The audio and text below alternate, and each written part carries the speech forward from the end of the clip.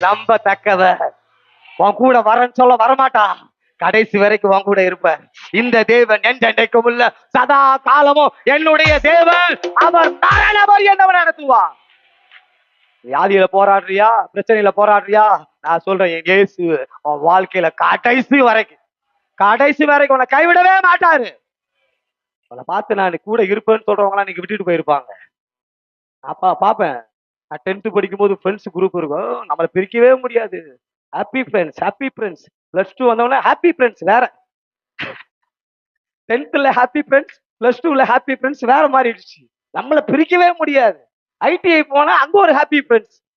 இவங்கெல்லாம் பிரிஞ்சு நான் யோசித்து பார்த்தேன், ஏங்க எல்லாம் என் கூடவே இருப்பானா ஒருத்தனும் இல்ல. துணிய அவன் செட்டில் ஆகி போயிட்டான். இன்னைக்கு நான் மட்டும் தான் நின்றுட்டு இருக்கிறேன்.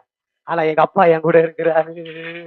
அவர் ஒரு நாளும் உன்னை கைவிட மாட்டார், உன்னை விட்டு விலக மாட்டார். நம்பத்தக்கவர். நான் நம்புறவர் உங்களை கைவிட மாட்டார். நீங்க யார நம்புறீங்க?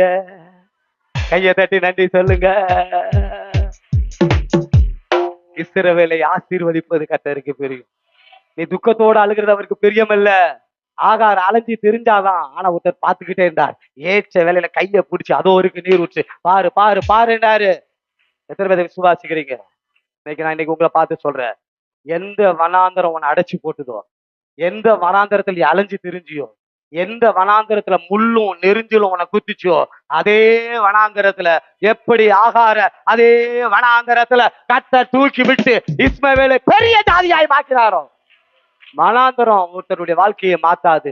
இயேசுவை நம்புனா வனாந்தரம் வாழ்க்கையை மாத்திடும்.